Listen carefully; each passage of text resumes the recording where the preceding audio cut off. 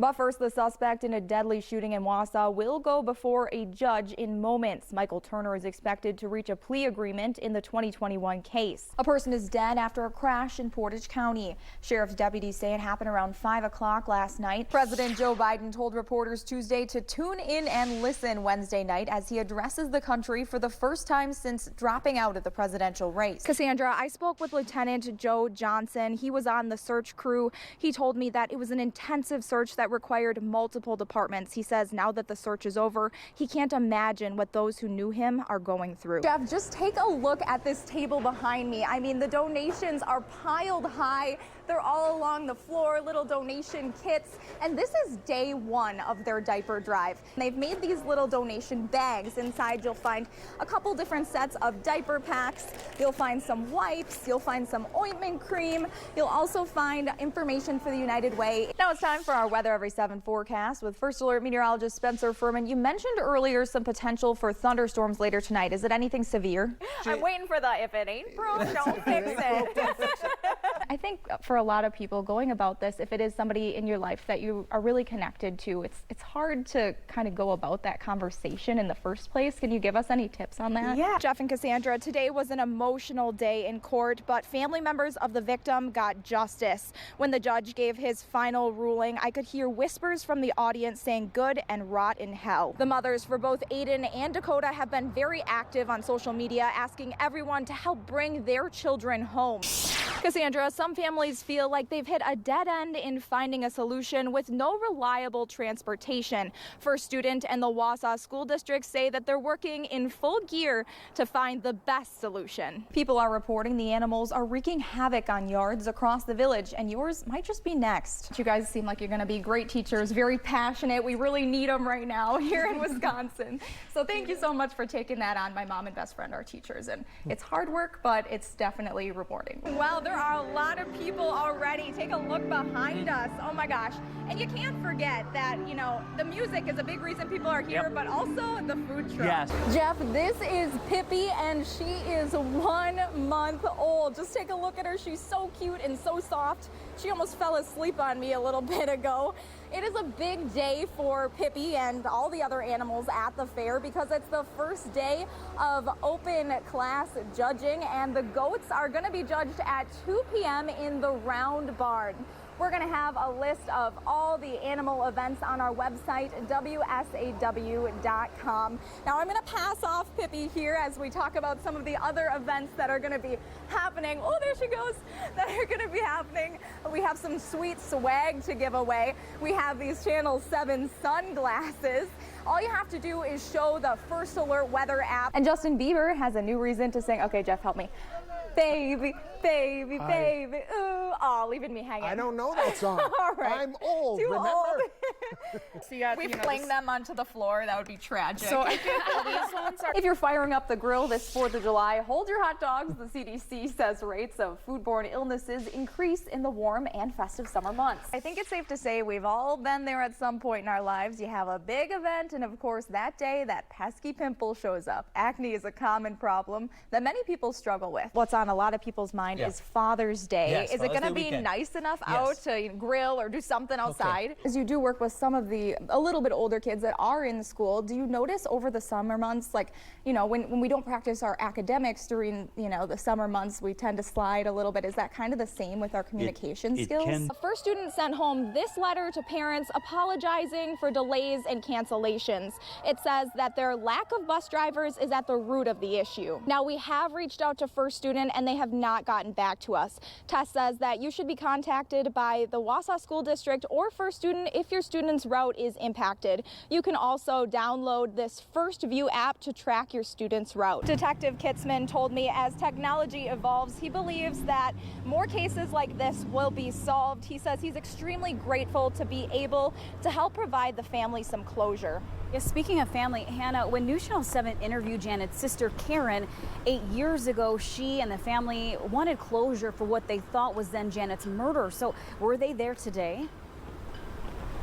Yeah, Cassandra, they were here today, but they didn't want to be interviewed. But after the presentation wrapped up, Detective Kitzman walked over to the family and consoled them. He says that he's built an extremely strong bond with them over this entire process. Today, I sat down with Chief Bob Bartek to go over their yearly data. This chart shows things like their medical, fire, and accident responses. And while it is pretty detailed, the main takeaway is that they're busier than ever before. Griffey says if you are one of those passengers that did have their flight canceled, he says to make sure that you download the airline's app. It'll make sure that you're up to date. Cassandra, construction is underway here at the former mall site. In just 5 years, this pile of rubble will be completely transformed. You can roll up and see the flowers for yourself 1 month from now at the U.S. Senior Open. Reporting in Stevens Point, Hannah Borkert, News Channel 7. You become a better criminal, to be honest. Locked up with others in orange suits. I went into there knowing one drug dealer. I came out knowing 20. It's a place Clinton Boyles knows all too well. I've been in and out of the jail for like the last 5-6 years. Boyles says his opioid misuse turned into a cycle of arrest, release, and ending up right back in this place. You get out of the incarceration after you've lost everything and you have nowhere to go. As much as you want to try to be better, you end up on the streets with people that you know on the streets. We've learned over the years that the rotating door of possession charges through the jail has been ineffective. They just keep coming in over and over again because we're criminalizing a brain disease, right? And punishment doesn't work. Everyone's aware of the epidemic, and it's a struggle for people to break that lifestyle. That's why the Marathon County Sheriff's Office now offers what's called a deflection program, funding a case manager through the district attorney's office to meet with those struggling with drug misuse and hopefully preventing those not harmful to the community from coming here at all. This program is actually designed to keep them from going into jail at all. At the time of contact with a deputy or an officer, that deputy or officer has discretion to, instead of arresting, to refer them to a case manager to be deflected from the criminal justice program. The case manager helps determine the best route moving forward. Our case manager goes to individuals that have overdosed the following day to check and see if they need any resources, connections with services, that kind of thing. By deflecting them from the criminal justice program and getting them the treatment and resources they need, we're hoping to attack the drug problem from both a supply and demand perspective. But in some cases, jail might still be an important piece in the puzzle to recovery. The inmate is given an opportunity called the Medication Assisted Treatment, or MAT program. It's a completely voluntary program if they are willing to take part in it. It helps them wean off drugs during their stay. They are started on a form of medication that's approved by the Federal Drug Administration. They'll meet with a case manager regularly and take classes. Given that we have, the officers in the jail have responded to overdose within the facility, it's a pretty sad thing to see. Our job as security personnel is to keep them safe and secure while they make their way through the legal system. 4 only. To help prevent problems from walking through the door, they have a brand new screening system. It x-rays the inmate head to toe to see if there are any lingering drugs on them. And look over here at this shoe. See this abnormality on the left shoe? They found Suboxone, a drug an inmate was trying to smuggle in. You can also see on this chart the documented swallowed or hidden drugs from these screenings. There's something there. For me personally, I like to try to be part of like a solution. Volden says seeing firsthand the impacts making a difference for those struggling has been rewarding. We're starting to see more and more interest, and I believe we actually just released an individual who was one of the first participants in this program, and things are looking good for her right now. Yeah, I mean... Boyles has been sober almost 3 months now. He's traded his jail cell for a bed at a transitional living community.